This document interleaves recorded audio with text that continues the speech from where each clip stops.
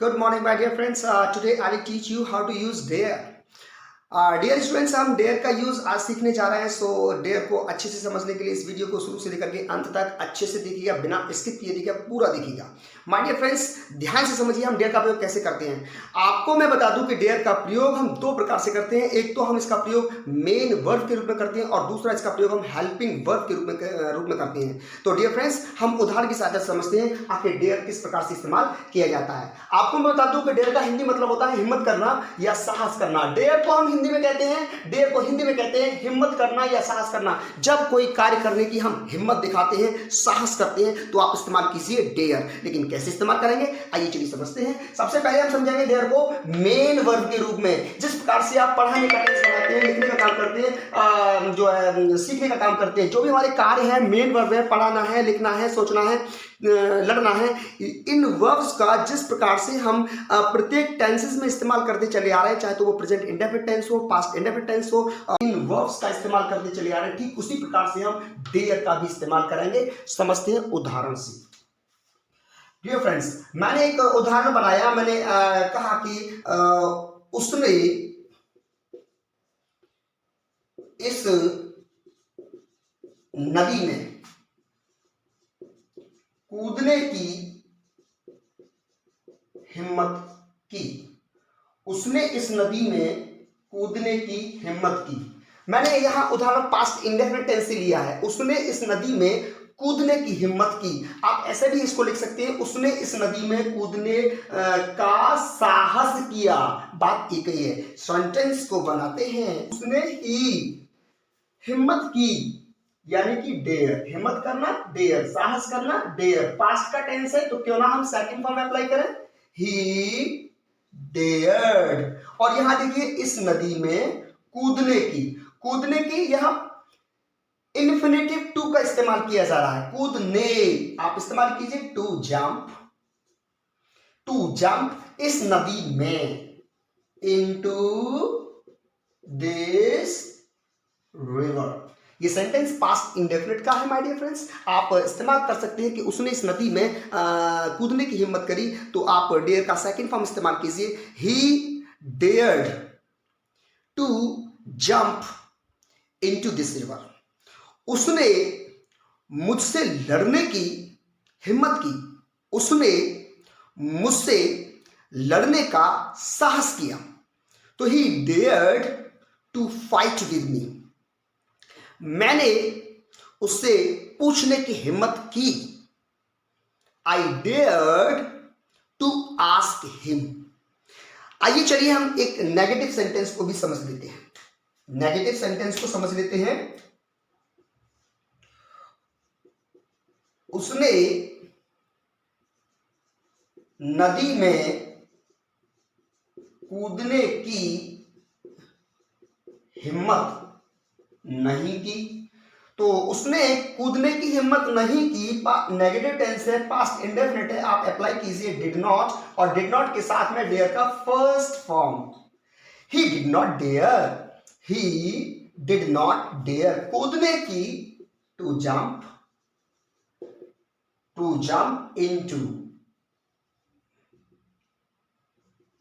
into the river, into this river, एक ही sense है। आइए चलिए हम थोड़ा एक इंटरोगेटिव सेंटेंस भी बना लेते हैं। क्या उसने इस नदी में कूदने की हिम्मत की। आप क्या कर रहे हैं, सब्जेक्ट से पहले डिड को निकालिए। Did he dare to jump into this river. तो यह है आपके सामने डेयर का प्रयोग एक मेन वर्ब के रूप में, जहां पर आपने इस डेयर में ही टेंस को दर्शाया है, और टेंस है हमारा पास्ट इंडेफिनिट। इसी पे आपको थोड़ा फोकस करना है डेयर को समझने के लिए, इसी पर फोकस करना है डेयर को समझने के लिए। देखिए बस ये है आपका मेन समझने वाली बात। बस डियर स्टूडेंट्स, हम कुछ उदाहरण प्रेजेंट इंडेफिनिट टेंस से भी ले लेते हैं। आइए समझते हैं, क्या वह आपसे बात करने की हिम्मत करती है? तो प्रेजेंट इंडेफिनिट टेंस है, डेयर का इस्तेमाल है, इंटरोगेटिव सेंटेंस है और यहाँ वह यानी कि शी सिंगुलर सब्जेक्ट होने की वजह से इस्तेमाल कीजिए डज शी। हिम्मत करना को आप जो है मेन वर्ब के रूप में इस्तेमाल करेंगे, डज सी डेयर। आपसे बात करने की हिम्मत की बात आ रही है तो does she dare to talk to you. Negative sentence ले लेते हैं, वह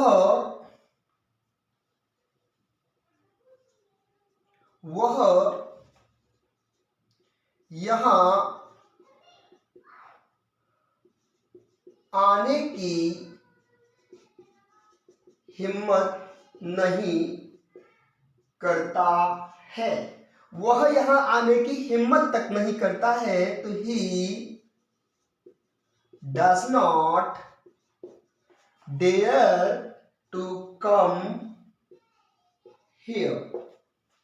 एक सिंपल सेंटेंस ले लेते हैं कि वह इन नियमों को तोड़ने की हिम्मत करता है। ही हिम्मत करता है, प्रेजेंट इंडेफिनिट टेंस, डेयर्स आपने इसे मेन वर्ब के रूप में इस्तेमाल किया और प्रेजेंट इंडेफिनिट के रूल के मुताबिक सिंगुलर सब्जेक्ट होने की वजह से सिंगुलर वर्ब यानी कि वर्ब में एसिस वाला फॉर्म अप्लाई किया। He dares to break these rules. वह इन नियमों को तोड़ने की हिम्मत करता है या साहस करता है। He dares to break these rules। My dear friends, इस प्रकार से हम dare का यूज मेन वर्ब के रूप में इस्तेमाल करते हैं, मेन वर्ब के रूप में इसका प्रयोग करते हैं। डियर स्टूडेंट्स, हम dare का प्रयोग हेल्पिंग वर्ब के रूप में करते हैं। आइए चलिए समझते हैं उदाहरण से। हेल्पिंग वर्ब के रूप में डेयर का इस्तेमाल सीखेंगे और मेरे पास यहाँ उदाहरण है, उसमें आपके खिलाफ जाने की हिम्मत नहीं है। तो उसमें आपके खिलाफ जाने की हिम्मत नहीं है, सेंटेंस प्रेजेंट इंडेफिनिट टेंस में है, प्रेजेंट में है और हम यहाँ इस्तेमाल करने जा रहे हैं डेयर का एक हेल्पिंग वर्ब के रूप में। सेंटेंस हमारा नेगेटिव है, इस्तेमाल करते हैं ही डेयर नॉट। जब कोई हेल्पिंग वर्ब होती है और उसका सेंटेंस हमारा नेगेटिव होता है तो उस हेल्पिंग वर्ब के साथ में ही नॉट लगाना होता है, इसीलिए हमने यहाँ डेयर को हेल्पिंग वर्ब माना है और उसके साथ नॉट लगाया, ही dare not.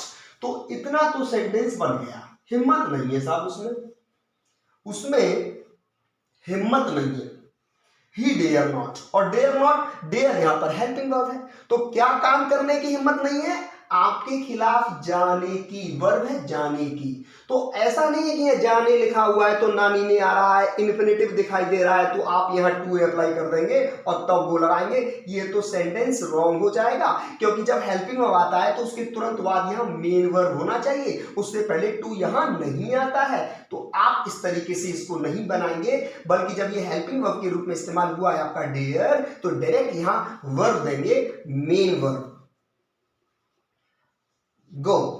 He dare not go against you। हो गया, he dare not go against you। उसमें आपके खिलाफ जाने की हिम्मत नहीं है। सेंटेंस इंटरोगेटिव देखते हैं,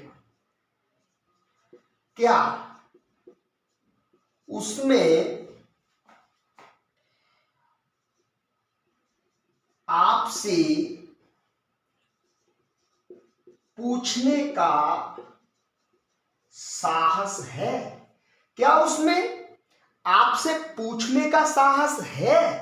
यहां पर आप सेंटेंस इंटरोगेटिव बना रहे हैं, सेंटेंस इंटरोगेटिव बना रहे हैं और साहस या हिम्मत के लिए हम डेयर का इस्तेमाल करते हैं और डेयर को यहां हेल्पिंग वर्ब के रूप में आप इस्तेमाल कर रहे हो। जब हेल्पिंग वर्ब के रूप में इस्तेमाल कर रहे हो तो क्या के स्थान पर ही तो हेल्पिंग वर्ब आना है, तो आप यहां लगाइए देयर, सब्जेक्ट अप्लाई कीजिए ही, देयर ही। अब क्या हिम्मत नहीं है आपसे, उसके अंदर क्या साहस नहीं है, क्या करने का साहस नहीं है, आपसे पूछने का।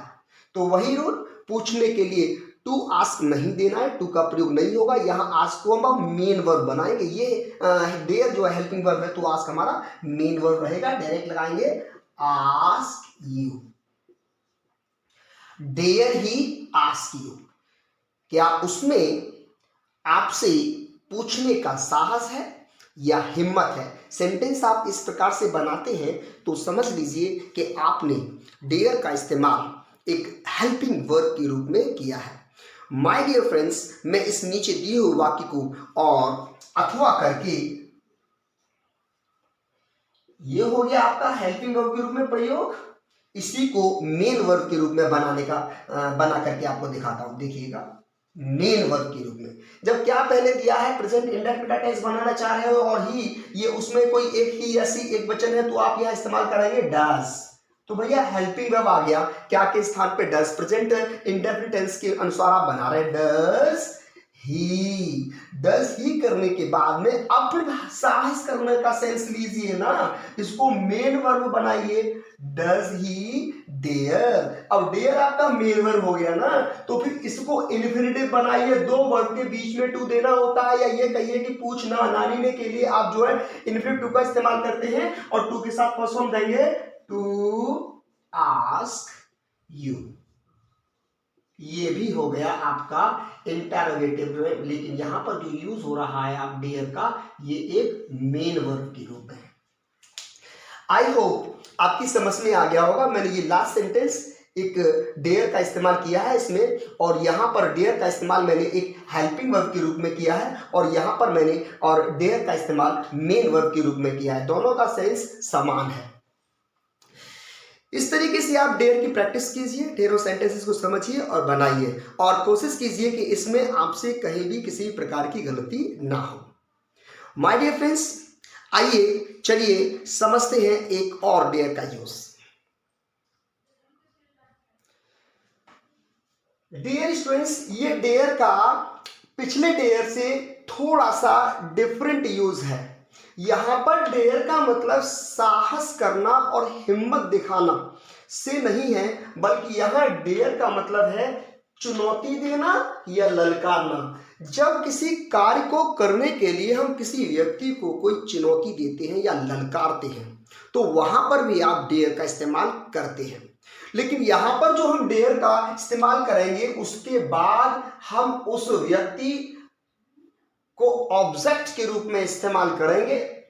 जिस व्यक्ति को ललकारा जा रहा है कोई काम करने के लिए, या कोई काम करने के लिए उसे चुनौती दी जा रही है। आइए चलिए समझते हैं उदाहरण से।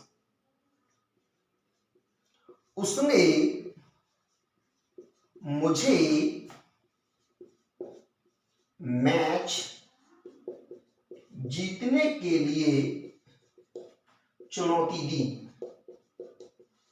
चुनौती दी या ललकारा एक ही सेंस है, इन दोनों में भी आप डेयर का इस्तेमाल कर सकते हैं। ही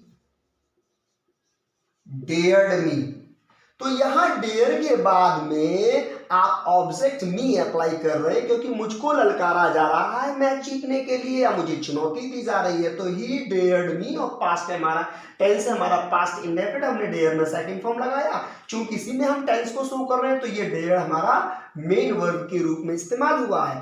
ही डेयर्ड मी, क्या करने के लिए चुनौती दी है, मैच जीतने के लिए। तो आप यहां इन्फिनिटिव अप्लाई करें, to win the match. Sentence बनता है he dared me to win the match. एक और सेंटेंस समझ लेते हैं प्रेजेंट में। वह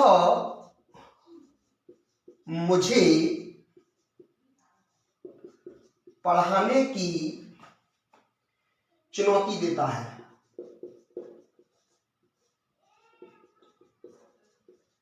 वह मुझे पढ़ाने की चुनौती देता है, या मुझे पढ़ाने के लिए ललकारता है, या मुझे कूदने के लिए ललकारता है। पढ़ाना थोड़ा अजीब लग रहा है, सेंटेंस क्रिया चेंज कर लेते हैं। तो वह मुझे और जो है लड़ने के लिए चुनौती देता है। लड़ना बहुत अच्छा लग रहा है, चुनौती लड़ने के लिए दी जा रही है। तो वह मुझे लड़ने की चुनौती देता है या ये वो है मुझे लड़ने के लिए ललकारता है।